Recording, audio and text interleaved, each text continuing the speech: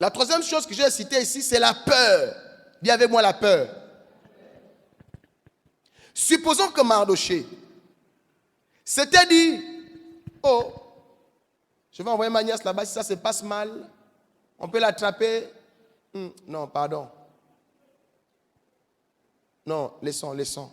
Ça peut mal se passer. Vous savez, il y a des personnes qui sont foncièrement défaitistes. Elles ne voient les choses que toujours du mauvais côté. Même si les conditions montrent que c'est bon. Mais comme la personne est maudite là, c'est quand c'est bon qu'elle va te dire c'est pas bon. C'est quand c'est le bon monsieur qui se présente. Elle dit non, je ne l'aime pas. Mais quand le bandit, le mauvais, le méchant, qui va l'embêter, se présente, c'est là où elle commence à sourire. Tu es maudite. Il faut arrêter ça.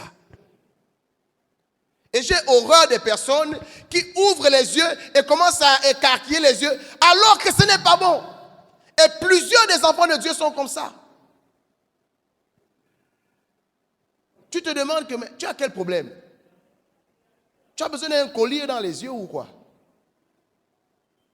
Quand il faut agir, tu as peur. Mais quand il ne faut pas agir, tu as le courage. Même vous-même, vous comprenez ça comment?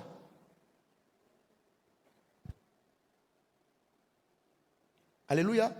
Le pire, c'est les gens qui ont peur de tout.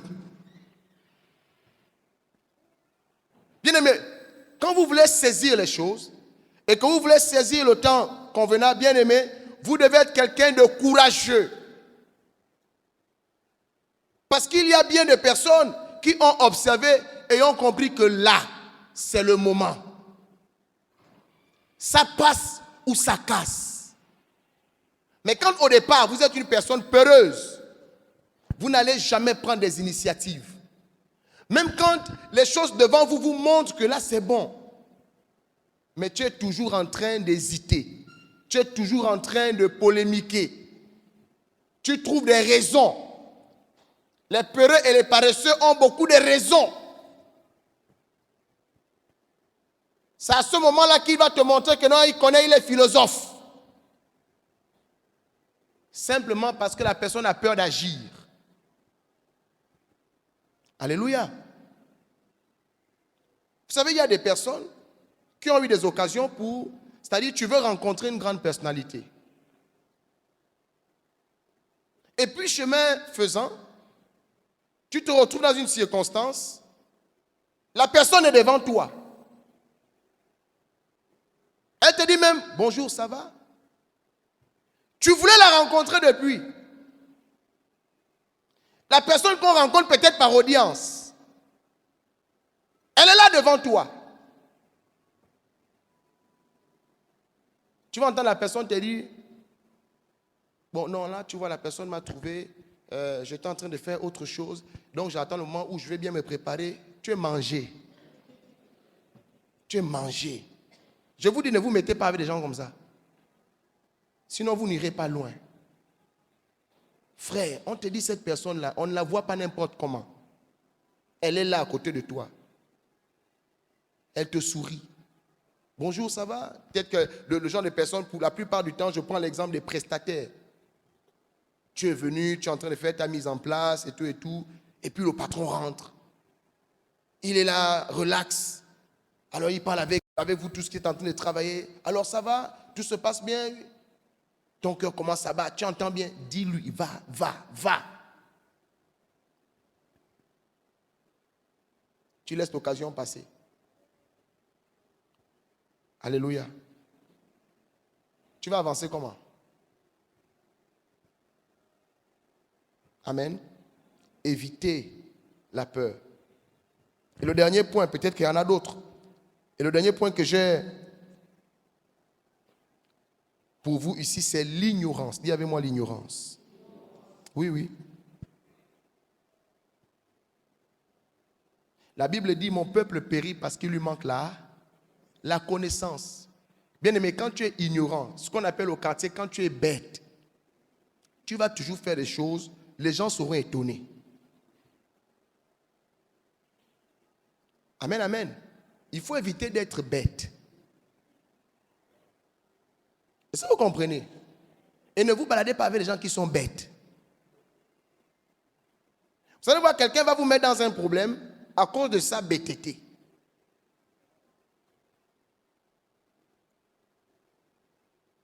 Vous savez, quand vous êtes instruit, quand vous connaissez, vous n'allez pas tomber dans le piège. Il y a un adage qui dit, un homme averti en vaut combien? Voilà. S'il a été averti, ça veut dire qu'il a l'information. Il sait que là-bas, il ne faut pas, c'est pas bon. J'ai été informé que là-bas, ce n'est pas bon. Alléluia. Mais comme toi, tu ne sais pas que là-bas, ce n'est pas bon, te voici en train d'aller vers ta propre mort. Et comme le diable sait que vous ne savez pas, il est à l'aise.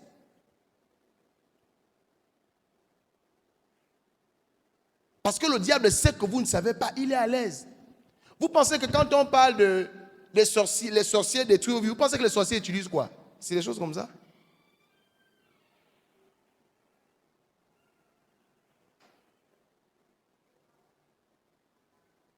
Pour ceux qui ont connu l'affaire de sauter le mur, faire le mur, tu veux fuir pour aller en boîte de nuit et tu ne veux pas que les parents soient au courant.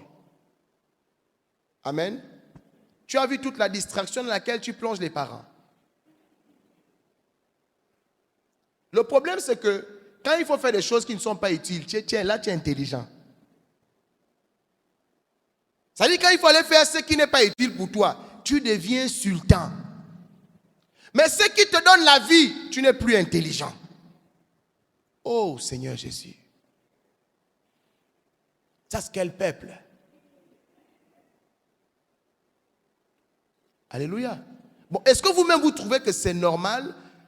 C'est-à-dire d'avoir de l'intelligence pour des choses qui ne nous font pas du bien. Tu vas bien maquiller la chose. Le jour-là, tu vas faire le ménage, tu vas machin, maman et papa seront contents. Tu vas, parce que tu veux fuir. Comment tu as su que c'est comme ça qu'il faut faire pour que papa et maman ne suivent pas et pour qu'ils me fassent confiance et je profite à fuir? Maintenant, pour ta propre vie, pour les choses qui peuvent te permettre de te distinguer, de donner gloire à Dieu, non, là tu n'es plus intelligent.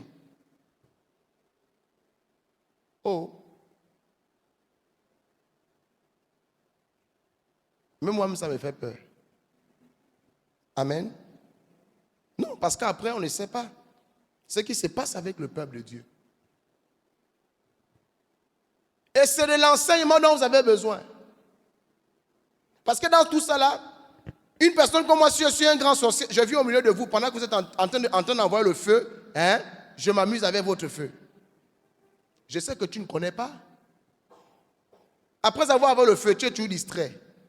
Après avoir envoyé le feu, tu es toujours ignorant. Tu ne cherches pas la connaissance. Après avoir envoyé le feu, tu ne sais pas que tu es paresseux. Après ton feu, tu ne sais pas que tu es peureux. Même quand Dieu fera venir le temps favorable, ton feu l'aura fait quoi? Si tu veux, tu m'envoies le feu, je fuis, n'est-ce pas? Mais c'est comme je fuis là, ça veut dire que toi tu vas rester à réussir.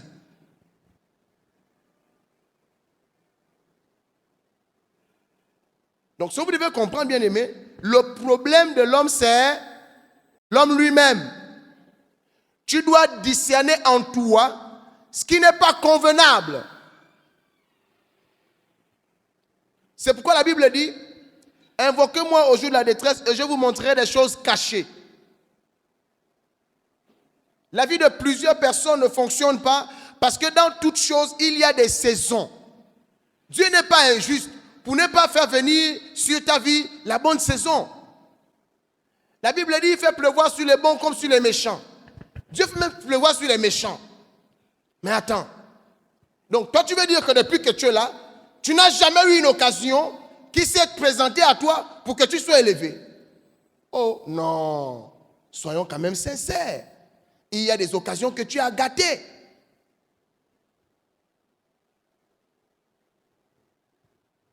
C'est ça ou c'est pas ça?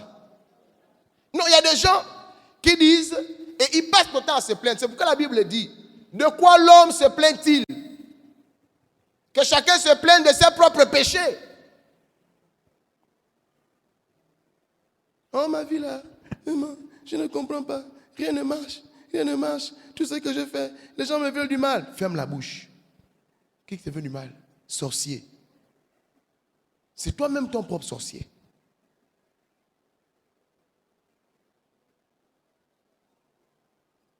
Si vous ne comprenez pas ces choses-là, bien aimés, laissez tomber. Et lorsque nous prions, Dieu est là pour nous révéler les stratégies utilisées par le monde des ténèbres.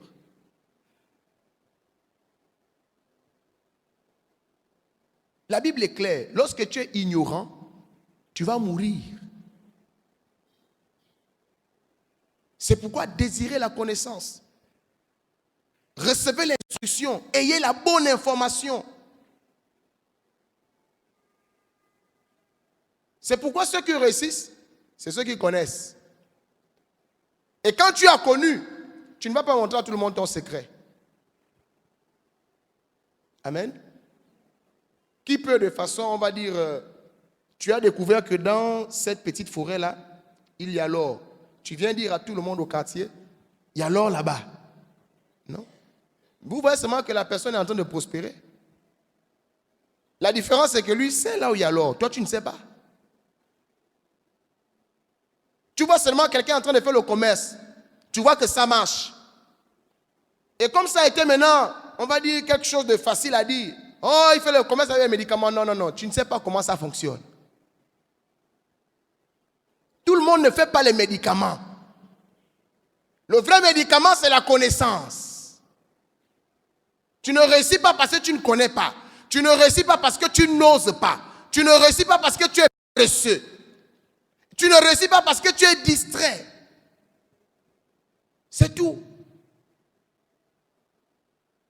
Parce que Dieu fait venir sur la vie de l'homme des saisons. Il y a des personnes qui ont eu des occasions. Une occasion de but. Le type d'occasion où le gardien n'est même pas dans les goals, mais tu es seul avec le ballon. Les goals sont devant toi. Tu es à 0 mètre, mais tu mets la balle dans la tribune. Toi, on doit faire quoi de toi?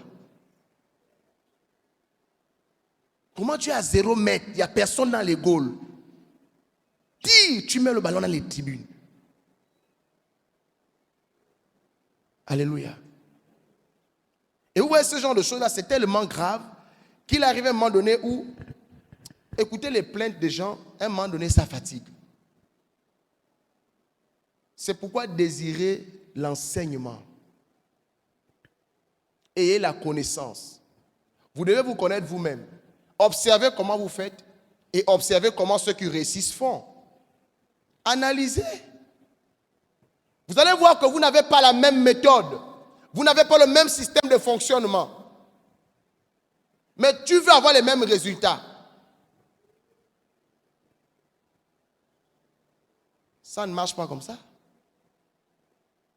Tu vois l'autre a le succès. Tu vas avoir le même succès. Mais tu ne veux pas employer la même méthode. Amen. Dis avec moi, ça ne marche pas comme ça. Est-ce que quelqu'un est content ce matin? Est-ce que quelqu'un est content ce matin? Acclame le Seigneur.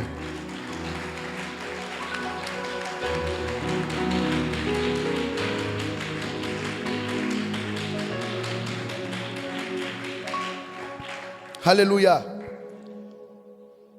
Et là, je vais vous donner quelques exemples. Il y en a tant d'autres. Amen. Que dit la Bible à ce sujet?